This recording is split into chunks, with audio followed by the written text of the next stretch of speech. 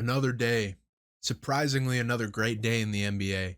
I'm a day late on this, but I felt the need to come and talk about it, share my opinion somewhere. I've just been thinking about it all day. And rather than talking my girlfriend's ears off about it, because I feel like ever so slightly she's getting a little bit annoyed by how much I love the sport of basketball, this is my place to vent. So here I am. So yesterday, May 5th, the Celtics played the Knicks in game one in Boston at the TD Garden. We all kind of hypothesized or used our very, very educated guesses. Come on now, kids, use our educated guesses that the Celtics would win this series. Now, I do think that some of us reasonable people thought that the Knicks could take a couple games, and this might be just one of them. But with that being said, the Knicks do take game one in a crazy fashion. I wasn't able to watch the first half of the game, but from what I see in the on the box score, it was not a close game. It was a 16-point lead at the half for the Celtics, and I guess they were probably shooting okay. Not a really big storyline, not a lot to worry about if you're a Celtics fan. Halfway, I did tune in with I think about 10 or 9 minutes left in the third quarter. I turned the game on because I had gotten off work. I'm employed. And the Knicks, it got bad. It got bad for them. I was seeing it. Karl-Anthony Towns had some slip ups, and it really looked like they couldn't get anything going just from me seeing that span of like 2 minutes, because it really wasn't about until 8 or 7 minutes left in the third quarter when the Celtics took a 20-point lead, because that's as big as it had gotten, where the Knicks had just started to chip away. Like Jalen Brunson came down, hit a couple shots. OG Anunoby had 29 this game. He made a couple shots. And then eventually they chipped away enough to make it, I believe, a 8-point game going into the fourth quarter. Now, they kept it rolling. From the third quarter into the fourth, they kept it going. Eventually, they took the lead by 6 because there's a sequence where Jalen Brunson hit a 3. They go get a stop. Game's tied. I think it was at 91 or 89, one of the two. Jalen Brunson goes down, hits another 3. Step back, wide open, off a pick and roll. They just lost him. Hits it in on the right corner. Come down, get another stop. Jalen Brunson comes down again. Gets in a pick and roll, gets the switch with Horford, and that's just straight elder abuse. That's all that is. That's just straight up elder abuse. I thought about calling the cops because he hit another 3, go up by 6 with about, I think it was 8 or 9 minutes left. No, that was late because they went in the overtime tied at 100. And when he hit those threes, I think they were at 97 points. So that was right at the end of the game. Get to the end of regulation. Jason Tatum has a chance to take the lead. He misses because he was a choke artist. I think he was like 1 for 9 in the fourth quarter. He did not have a good fourth quarter. The Celtics overall missed 45 threes, which they've always been a team to live by the 3, and everyone on their team can shoot the 3, but it just didn't drop for them. And I think they were just probably going for the law of averages, which is what a lot of teams will do. The Timberwolves suffer from that too. They kind of get stuck in that and they just want to shoot all the time, but it's really, they're just not falling that night. But the Timberwolves have options. The Celtics have options too, but they just don't use them. They're too stuck in there. And I also think they were just kind of like, they took a real good liver shot by the Knicks. Like the Knicks would just not go away. And everybody, I think they got either gassed up or it was the long break, but they thought that they could just fend them off, and it just was not happening.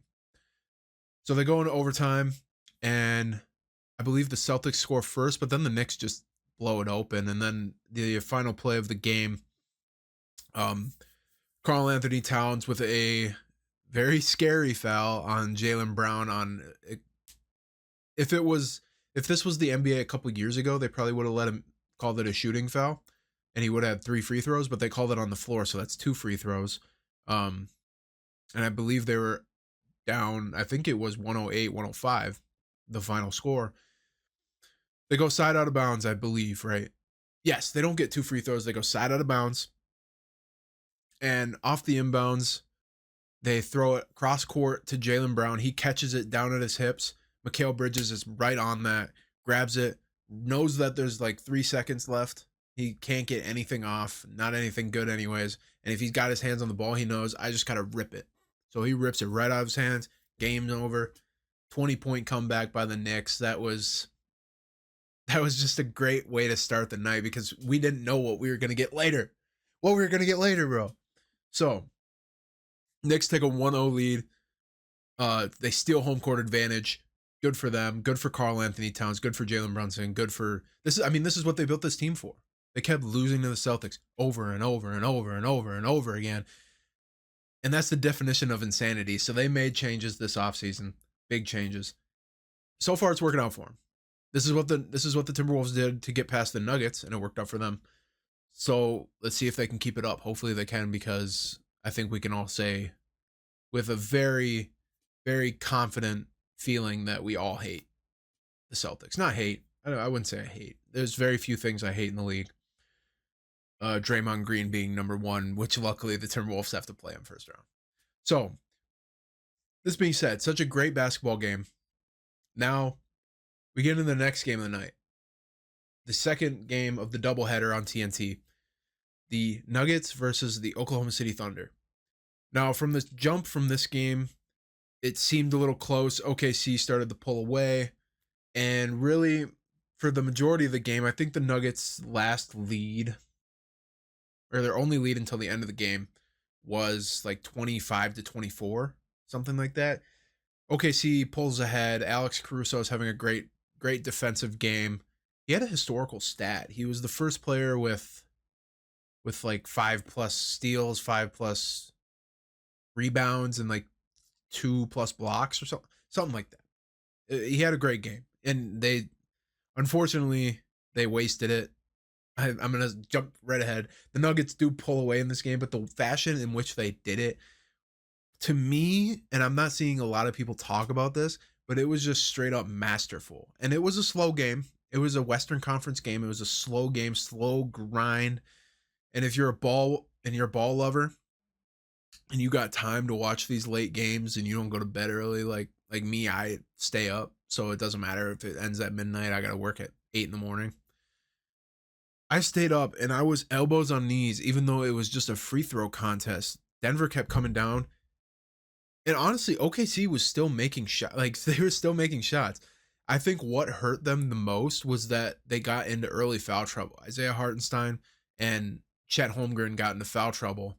Jokic was in foul trouble too. And it seems to me like, I don't think Jokic is going to foul out in that game. I never once thought it was going to happen. There was a close call on a Chet fast break drive, which also adds to my bad feeling about Chet after this game. But Chet blows a dunk. They slowly just chip away at the game. They toss Jokic in, and the Thunder start fouling. And this is something that is going to be probably a problem for them in this series. Is the Thunder play physical, and when you play a team with an MVP caliber player, they have Shai Gilgeous-Alexander, who unfortunately will probably win MVP this year, even though Jokic is by far the most valuable player. And I think and people that have the votes are saying that they're not voting, they're not getting voter fatigue on voting Jokic, which I don't know how you can look and watch Jokic this season compared to SGA and think that that's voter fatigue, or that he's just getting it because he's been an MVP before. No, he is straight up the most valuable player. Without him, the Nuggets would be nothing. Anyways, they slow the game down. Jokic comes down. He backs people down. He lets the offense go. He lets people cut. And the Nuggets are this type of team where it's a lot of players who I don't particularly think would be great anywhere else. They're great playing off of Jokic. You know what I'm saying? Like, they have their system. They're a very system-driven team. And there's a lot of off-ball movement. Obviously, the Thunder are putting a lot of eyes on Jokic. They're loading up on him. But they keep getting these switches, these guards on him. So Jokic is just backing him down, lulling him to sleep, getting fouled, going to the line. Everybody, they're getting steals. They're going to the line. going to the line, getting fouls, fouls, fouls, fouls. The Thunder play very physical, and when you play a team that requires you to be very physical with them, Jokic, you're going to foul a lot. That's the thing. Like, if you look at the free throw numbers from this season, the Thunder have shot a lot of free throws, but they've had a lot of free throws shot against them. That's because they play such physical defense. They're such a deep team that they can afford to have people in potential foul trouble.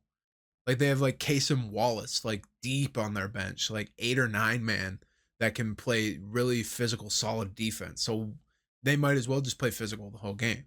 It's fine. The Nuggets chip away. Eventually, they tie it, right?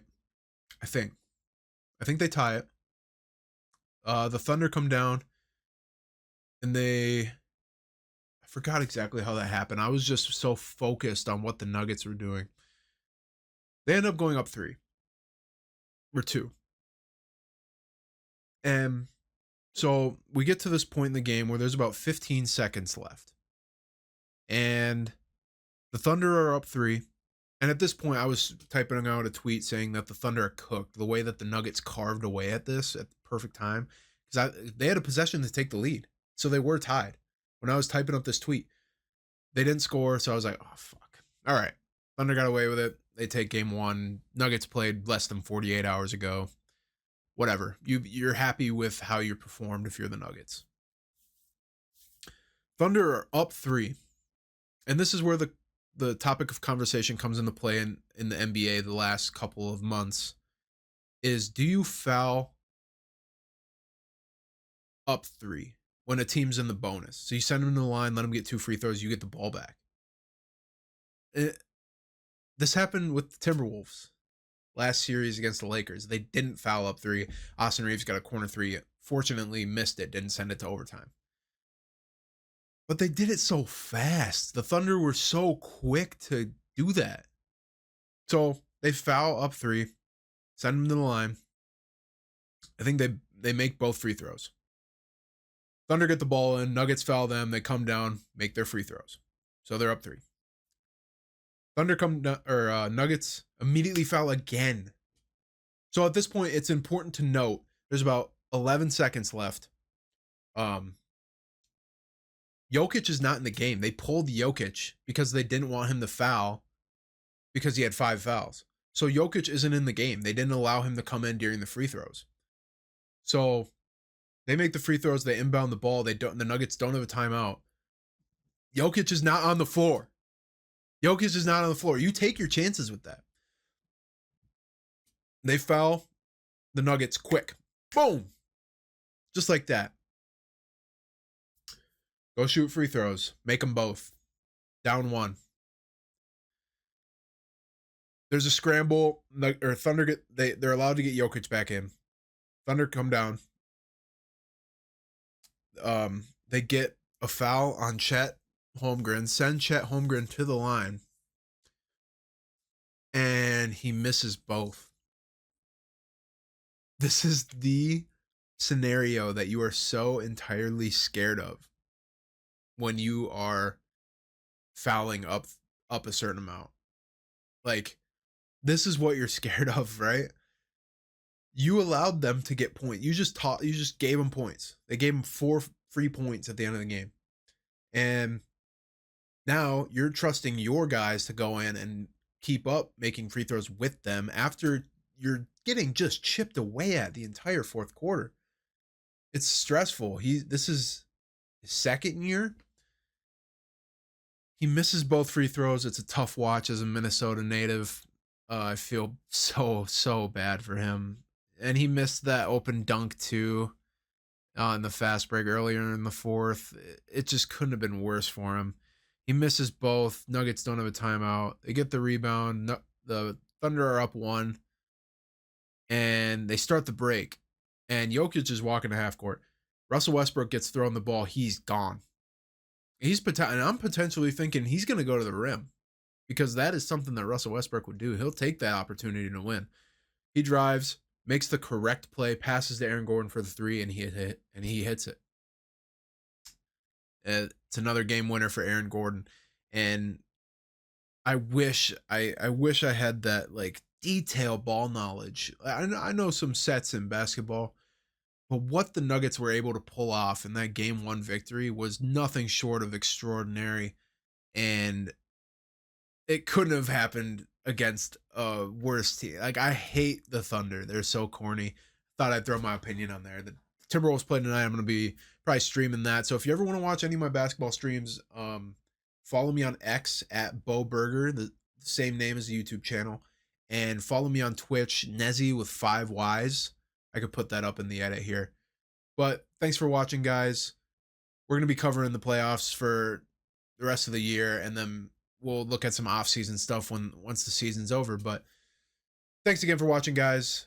Go ahead and drop a subscribe, like the video, and we will see you guys for the next video.